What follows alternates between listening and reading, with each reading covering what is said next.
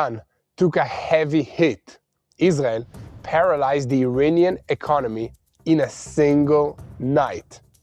Last night, Israel delivered a devastating blow to Iran. And over the last 24 hours, the Israeli Air Force put Iran's nuclear program in the spotlight. The IDF struck the reactor in Iraq and the Yellow Cake plant in Yazd.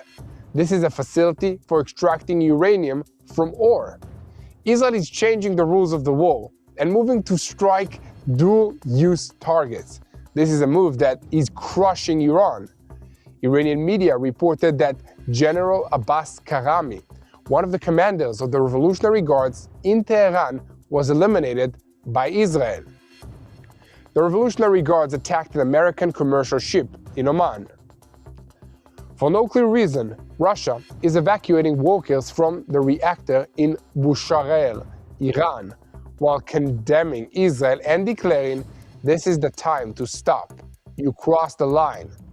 And the question raised by this event is, what were Russian scientists doing inside the nuclear reactor in Iran?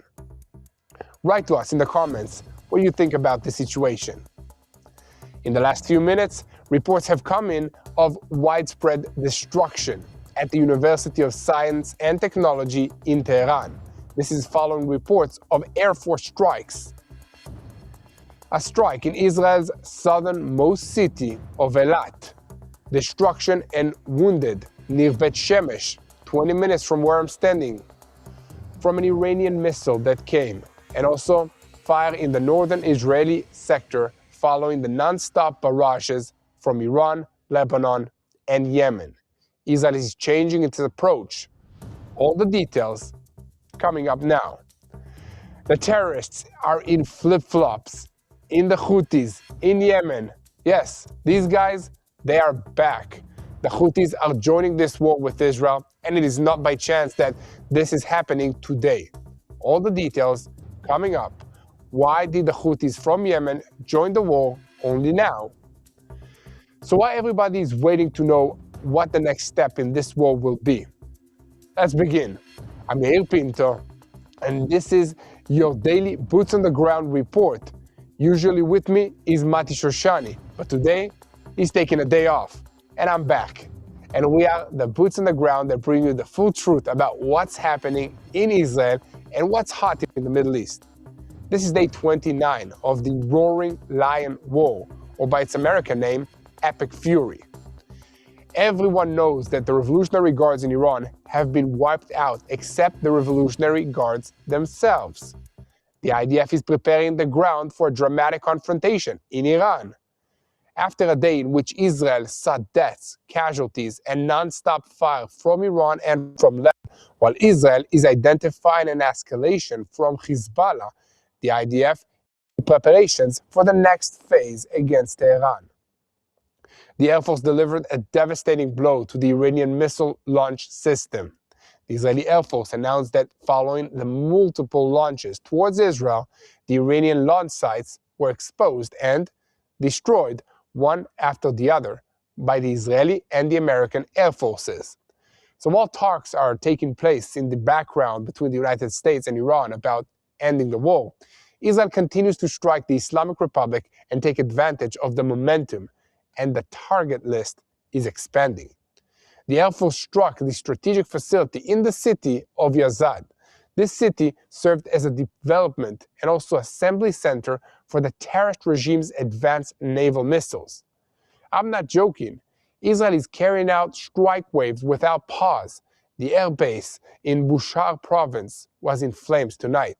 The Air Force struck the heavy water reactor in the Iraq area where plutonium from atomic weapons can be produced after it had already been bombed in with the might of a lion. This was a previous operation. Later, a uranium extraction plant in the center of the Islamic Republic was also struck. This plant was struck because the IDF described that it was the only one of its kind in the country of Iran. So today, we will bring you the importance of these facilities. And the IDF, it's increasing the pace of strikes inside Iran. Yesterday, in addition to the industry that brings in billions to Tehran that was hit by the Israeli Air Force strikes, the IDF struck two largest steel plants in the country of Isfahan and also Ahvaz. One of them had previously been forced to halt operations because of a cyber attack by a superpower, according to the report. The other was sanctioned because of its assistance to the besieged forces. And so far, Israel has paralyzed about 70% of Iran's production capability after the strikes on the steel plants. According to reports in Iran, the Revolutionary Guards published what their response would be. The Revolutionary Guards formulated a target bank that includes steel plants in Israel and in the Gulf states, and this is in response to the latest strikes. The aircraft carrier George Bush will arrive in this region to support this war. This is in addition to 10,000 American soldiers and other forces that are already underway. And Trump is once again extending the ultimatum to Iran, this time by 10 days. And he announced that the destruction of the energy facilities has been postponed. It seems that Trump is presenting a choice between diplomacy and the use of military force. And it seems that extending the ultimatum to Iran exposes Trump's strategy. And it is very simple: negotiations under fire alongside preparations for regional escalation. Just a week ago, the United States president threatened to destroy the Islamic Republic's power stations within 48 hours if it did not open the Strait of Hormuz. But after postponing the target date until the end of the coming weekend in order to allow negotiations to take place, he announced another extension, according to him, at Tehran's request. They asked for 7, I gave 10. The talks are progressing, according to the US president. Iran, they are denying all of it. And the United States president said that the talks are taking place and progressing very well. And therefore, he decided to postpone his ultimatum to strike Iran's energy infrastructure at least until April 6th. And this is according to the Wall Street Journal. And with all the talk about the ceasefire, why is the United States preparing to send another 10,000 soldiers to this region? Let me know what you think about this in the comments. US President, the Vice President of the United States, J.D. Vance, said that Iran continues to threaten and pursue nuclear weapons capabilities, and that the United States will act to neutralize it for a prolonged period of time. And according to him, Trump is determined to ensure that similar operations will not be required in the future, but he emphasized that there is no intention of remaining in Iran for a long time. And contrary to Trump's remarks, Iran, they state that it did not demand a halt to the strikes against the energy facilities. AP reported that the Prince Sultan Air Base in Saudi Arabia was under Iranian attack when 6 ballistic missiles and dozens of drones damaged the American refueling aircrafts and wounded American soldiers who were inside the building. 5 are listed in serious condition. Tehran, through mediators, delivered its response to the 15-point American proposal and is demanding a complete halt, compensation for the damage of this war, an end to the confrontation in Lebanon as well, and of its right to control the Strait of Hormuz. The Revolutionary Guards Navy announced that the closure of the Strait of Hormuz will take place, effective immediately. In addition, yesterday, Iran attacked an American tanker inside the strait. Since the beginning of the fighting, Tehran has effectively stopped traffic in the vital right-hand lane. Yes, I say effectively and trying, because no one really knows what the Iranians have actually done and how much power they still have left at sea. It seems that Iran did not manage to stop all the tankers that tried to pass through the strait, and Iran's parliament is now discussing a bill that would require vessels that are passing through the strait to pay a transit fee. Tankers traffic through the Strait has dropped. Iran lay mines inside the Strait of Hormuz. It launched fast boats and fired from the shore. What is certain is that Iran is preparing to officially turn the Strait of Hormuz into a toll route. Today, we will bring you what Israel and the United States intend to do about this situation. So look, life inside Tehran right now is hell because of the regime in Iran.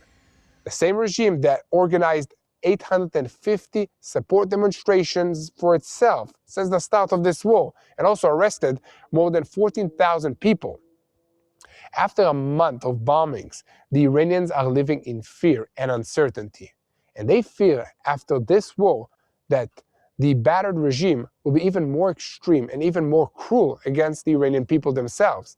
So right now, at this very moment, the residents of Iran are trying to figure out how they can seize control of the terrorist organization that runs the country. And in the United Arab Emirates, they presented their new defensive weapons, which could also be a powerful offensive weapon. And at the same time, Ukraine continues to strengthen its position in the Gulf as a country worth supporting. And it is offering a cheap and effective alternative for dealing with Iran. We will soon bring you all of the information on how drone is stirring up the Middle East and Iran especially. Shock in Lebanon. Israel eliminated Hezbollah's mouthpiece, and he was not alone. Alongside him were two reporters that were identified with Hezbollah. Both were terminated in an Israeli strike in southern Lebanon while covering events on the ground. Our Air Force eliminated Ali Shihab, a terrorist in the Radwan forces who operated under the cover of a journalist on the El Manar network. Iran's last significant proxy is joining this campaign. Exactly 1 month after the outbreak of this war, the Houthis fired at Israel for the first time in Yemen. And for the first time since the start of the fighting with Iran, the Houthis launched a ballistic missile towards the Negev, Israel's south region, which was successfully intercepted by the Israeli defensive forces. And last night, the Houthis warned of further escalation and harsher measures against Israel and also against the United States. In Israel, the recent assessment was that Iran is keeping the Houthis for the final blow. And meanwhile, in Europe, the Islamic terror is rising its head. A terror attack in Paris was foiled. A bomb near an American bank in the Snapchat plot. France declared a high alert out of fear that the tensions surrounding the war with Iran would spill into its territory. And before dawn, police arrested a man who placed an explosive device containing 650 grams of explosive materials in front of a Bank of America branch. Again, Bank of America branch in Paris, and tried to ignite it. He said, "They contacted me through the app, promised me 600 euros. The accomplice who drove him escaped." As you can see, we have a lot ahead of us. So let's dive into all the details. I'm Yair Pinto, and I'm your boots on the ground that report about everything that's happening in Israel. And this is day 29 of the war against the Revolutionary Guards in Iran, which is the head of the crumbling axis of evil in the Middle East. And just before we begin, I want to call on you to keep spreading the truth. Share our content with as many people as possible. Click the subscribe button, and most importantly, do not forget to look for me, Yair Pinto, and for Mati Shoshani on our social media platforms to get the full picture of what it's like to live in Israel under this war. You won't regret it. And as you know, across Israel, families are running to bomb shelters. Children are hearing sirens instead of school bells. Soldiers are leaving their homes to defend this nation, Israel. This is real. This is happening now. And Israel, we need all of you with us now. The Bible is calling us to pray for the peace of Jerusalem. Today, this calling means an urgent, bold, and faithful prayer. It requires action. Israel must know that millions of believers around the world are standing with us, not just in words, but in support, in action. And that's why in TBN Israel, we are asking you to step up through the Stand With Israel campaign. Your gift is helping us bring the truth from the ground in Israel to millions around the world. Spiritual encouragement to all of us, and it provides real support in a time of war. Support and helps us share the truth. If you like what we do, you like this content, please stand with Israel through TBN. You can go to tbn.org/standwithisrael. Your support will go towards sharing the truth of what's happening here. More videos like this one, more reporting, more in-depth analysis of what's happening so that you will know how to pray for the situation. This is not just a battle between countries, between armies. This is a battle for the truth. And we need to stand with it. Help us share the truth. And we also need your prayers.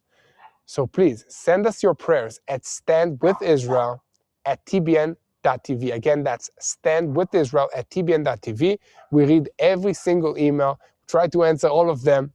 We do our best, but thank you so much for standing with us and praying with us. Again, if you want to support us financially, you can go to tbn.org/standwithisrael or call 800-772-5040. Okay? Pray with us, stand with us, and please do not wait because we need your help now. Israel needs all of you. So thank you so much for all you're doing. And in the meantime, if you're joining us for the first time, make sure to hit the subscribe button, hit the like button, leave us a comment, and let's continue. So while Israel continues striking at the heart of Iran, this night no longer looks just like another night of exchanging fire.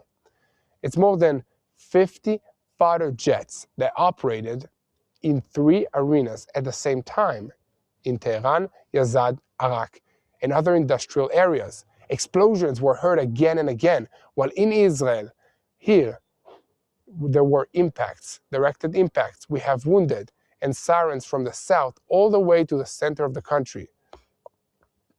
The question now that is hanging over day 29 of this war is not only what else Israel can strike, but whether we are ready entering a phase in which the goal is not just to wear Iran down militarily, but also to break its backbone, its economy, its industry, and its nuclear program.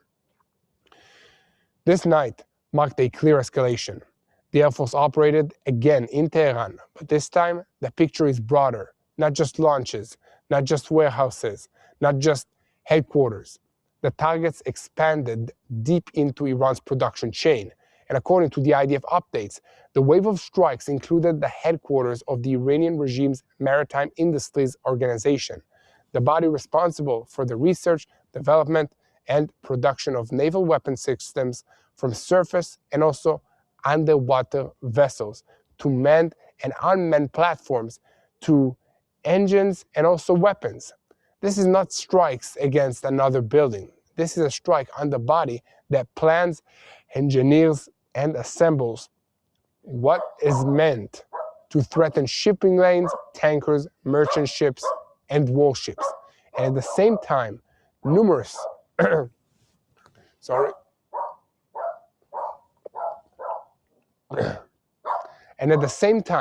numerous sites used for the production and the development of weapon systems and air defensive systems were struck. The operational meaning is very clear. Israel is trying to preserve complete air superiority over the skies of Iran. And at the same time they are doing that, they make it harder for the regime to rebuild its production lines. And then the more the factories, the laboratories, the engines, the chemical lanes, the development centers are hit, the harder it becomes for Iran, not only to launch, but also to replenish the stockpiles, restore the production lines, and return to industrial routine. Within this sequence comes the strike that is shaking Tehran the most. Iran's nuclear program has moved into clear focus. The Air Force struck the reactor in Arak, the heavy water facility, and also the uranium extraction plant in Yazd, what is sometimes called the yellow cake plant. Here we need to stop for a moment and understand why these two targets are so important. Arak is not just another nuclear site on the map. This is a reactor that was originally designed in a way that could allow it to produce weapons-grade plutonium. Heavy water makes it possible to operate such a reactor in a way that greatly eases the pollution and the route of obtaining a fissile material. So for years, Iran committed to converting it so it could not be used for this purpose.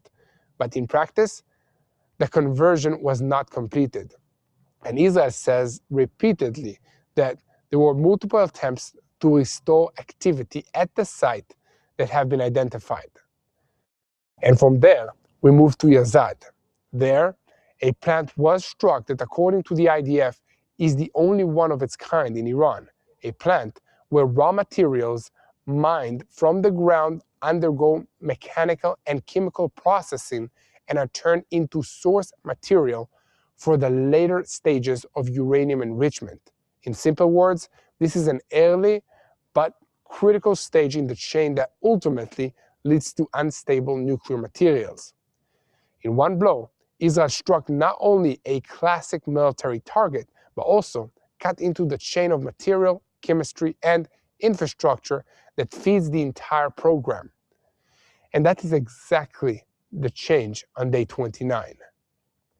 For large parts of this war, the emphasis was on launchers, fire arrays, air defensive systems, bases, and commanders. Now, Israel is also striking dual-use targets, steel plants, power stations that feed the industry, chemical facilities, technology centers, universities connected to military research and development.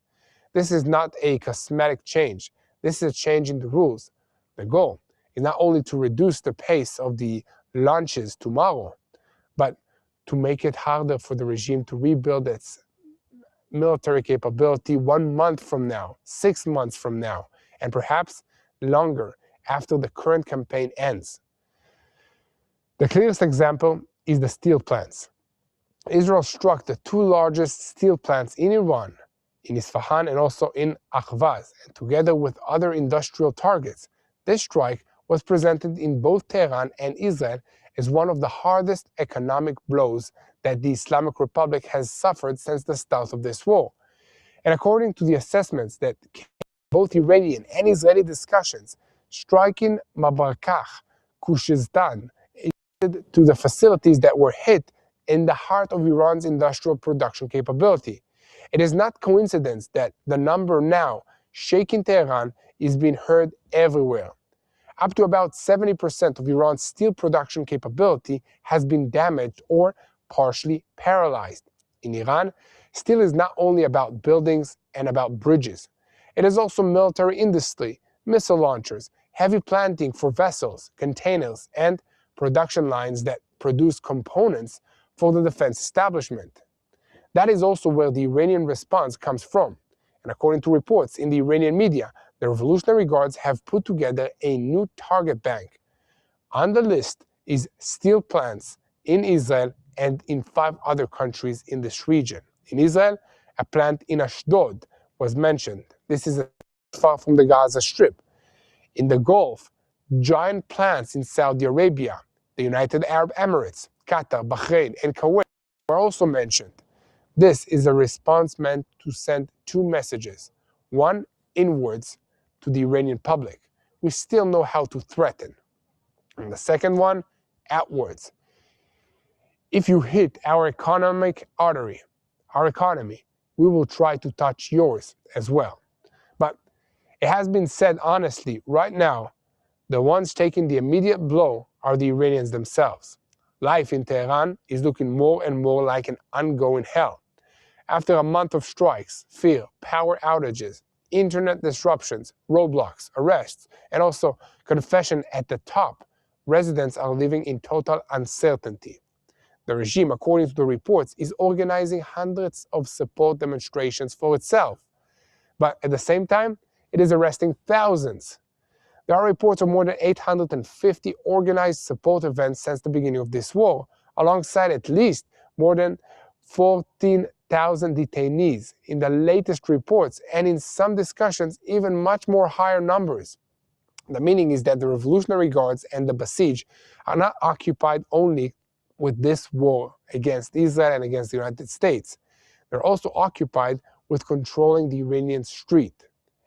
At this chaos, reports are coming out of Tehran about senior figures trying to blend in, disappear, and avoid standing out.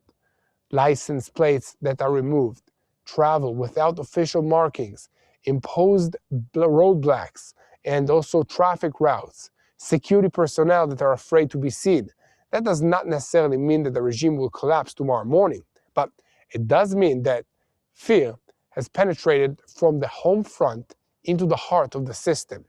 The commanders may continue speaking in the language of power, but on the ground, they already look a lot different. And against this background came the report about the elimination of General Abbas Karami, one of the commanders of the Revolutionary Guards in Tehran. Iran reported it, and Israel did not rush to take any kind of official responsibility, but the very appearance of that name within the wave of reporting something about the atmosphere. Every strike, every explosion, every building collapse in Tehran is now being examined first through the question of who was inside it, who was hidden there, and who else from the command structure was disappearing. And the strikes did not stop there. In the final minutes of the day, reports also came in of widespread destruction at the University of Science and Technology in Tehran. If those reports turn out to be true, this is another piece of the same trend. Not only the destruction of existing weapons, but also damage to the places where knowledge is built, where it's preserved, and where it passes on. And over the last 24 hours, the IDF has already spoken about striking research and development hubs, including chemical and underground infrastructure. So when a university like that appears on the map, it is no longer called only an academic institution. In this world, even a campus can be part of a force-building network. But Iran, they did not stop firing. On the contrary, over the past 24 hours, new barrages were again recorded against Israel, and impact in the southern city of Eilat was also recorded. There were wounded people in Bet Shemesh, about 20 minutes from where I'm standing right now. Fires in the north, and also the fatality in Tel Aviv from a cluster munition rocket that once again reminded everyone that the Iranians continue changing tactics in order to challenge the air defenses of Israel. In some of these launches, they split the barrages. In some, they launch in sequence at the same arena, and in some, they use smaller warheads or cluster munitions in order to create different damage, different dispersal, and different psychological pressure. At the same time, Israel also identifies escalation from Hezbollah in Lebanon, which continues firing towards the north and at the IDF forces that are operating in South Lebanon. And within this pressure, Israel keeps cutting away at the surrounding fronts that are tied to Iran. In southern Lebanon, Ali Hassam Shahib was terminated, a terrorist in the Radwan force who operated under the cover of a journalist for the El Manar network, which is affiliated with Hezbollah. And according to the IDF, he exposed troop positions, maintained continuous contact with additional terrorists, and also served as a propaganda channel. This matters not only because of the man himself, it matters because it shows again how this war is also being fought through cameras, broadcasts, civilian cover, and psychological warfare. Someone who appears from the outside to be a reporter turns out, from the inside for real, to be part of an intelligence and fire direction network for a terrorist organization. And here we need to pause for just a moment, because if you want us to keep bringing you the full picture about this war, not just the headlines, but what's happening behind the scenes and everything, then we need your help. We need you to hit the subscribe button. And if you're joining us for the first time, we are TBN Israel, and this is Boots on the Ground Live, where we report every single day about what's happening in Israel and what's happening in the Middle East, so that you will know how to pray for the peace of Jerusalem. And now, if you want to write to us, let us know in the comments what topics you want us to cover and where do you want us to touch base next. And now, we go straight back to the bigger picture, because what's happening at sea, in the Gulf, and in Yemen is already becoming a direct part of this battlefield. The Houthis, what you rightly call the terrorists in flip-flops, I think we talked about it in our podcasts, have returned. Yes, they're back in this campaign. And for the first time since the fighting with Iran began, a ballistic missile was launched from Yemen towards the Negev, yes, Israel's southern region, and it was intercepted. Why now? Why they are launching these rockets now, after 29 days of this war? This is not a random move. The assessment in Israel and in this region is that the Houthis were kept until now as a late response option. Not the first card, but one of the last cards. And the moment Tehran identifies that the campaign is moving closer to a wider confrontation, perhaps even to American operational preparations in the Red Sea and in the Gulf, it activates this new front. They activated the Houthis. Not in order to defeat Israel, definitely not with a single missile, but to signal no shipping route, no aircraft carrier, no supply corridor will be completely safe.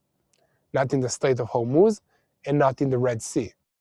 So the Houthi message is aimed mainly at the United States.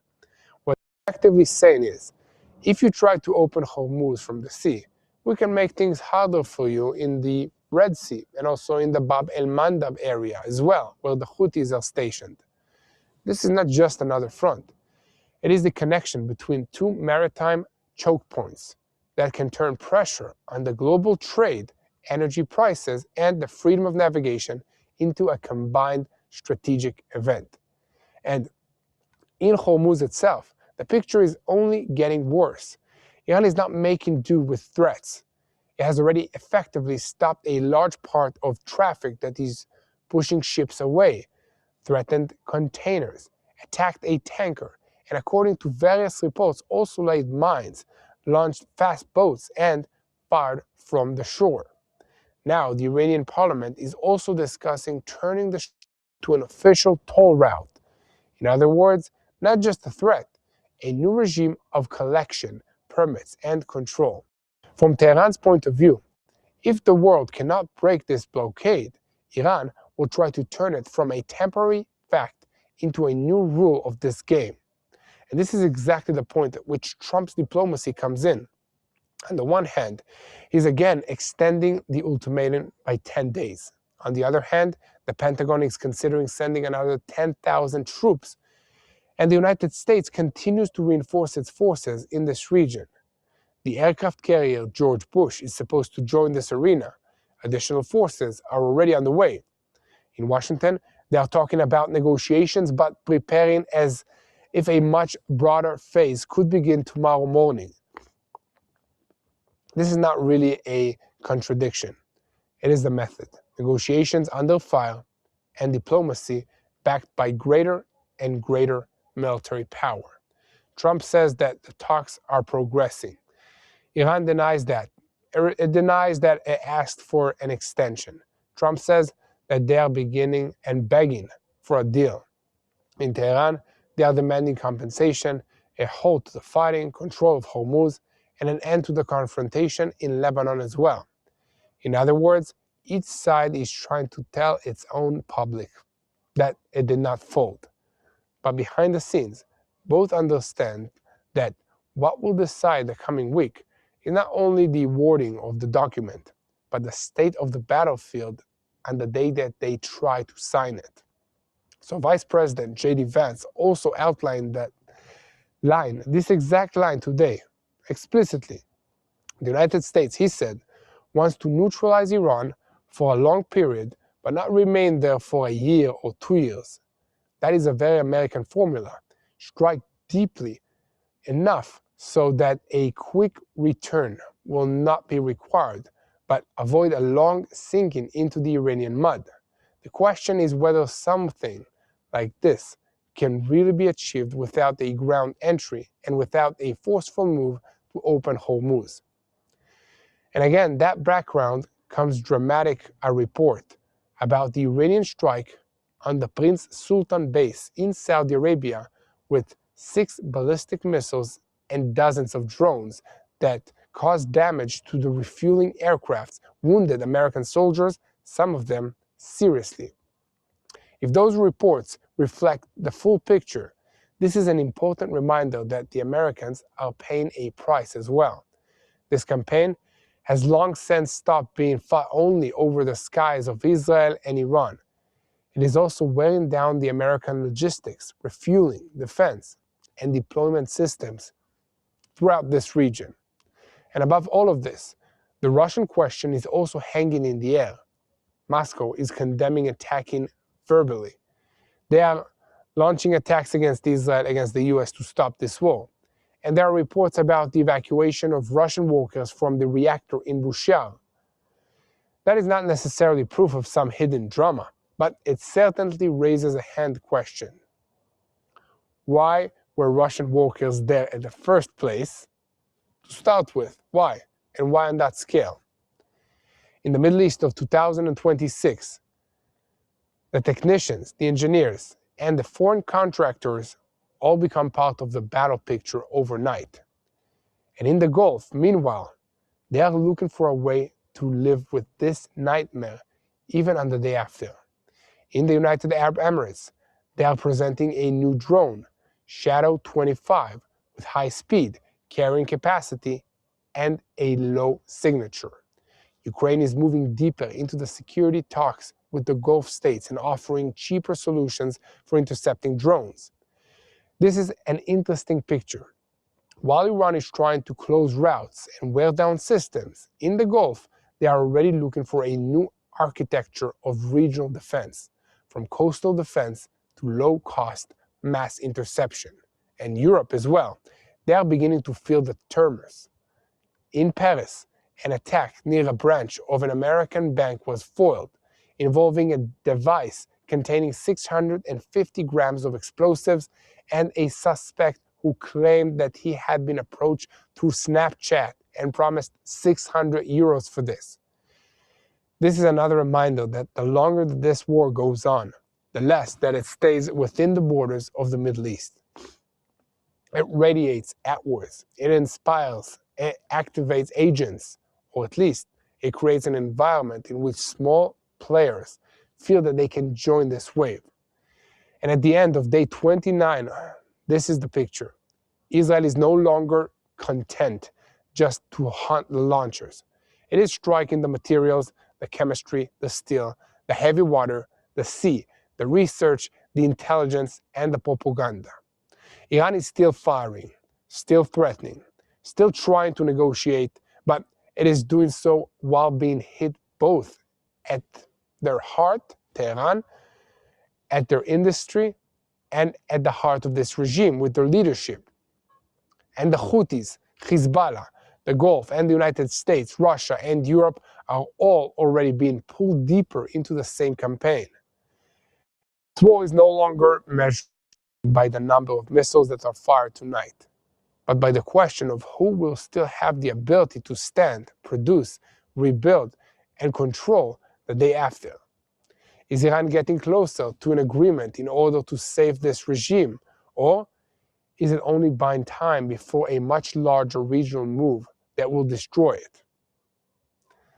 I don't know all the answers, but I know that in a situation that is as this, the best thing that we can do is pray. So join me in prayers for our leaders that need to make crazy decisions. I don't envy them. Let's pray that God will give them and that they will make the wisest decision possible. Let's pray for all the servicemen and women that are deployed in this region to protect all of us. If it's the IDF, in South Lebanon, in Gaza, in Judea and Samaria, and other places, or if it's the United States forces and some other European countries that send some forces to this area. Let's pray for all of them. Let's pray for all the innocent lives that are affected by this conflict. Let's pray for the children of this region, the children of Israel that need to rush to bomb shelters, that do not have school. Let's pray for all of them not to be affected by these wars, these attacks. Let's keep praying for the peace of Jerusalem.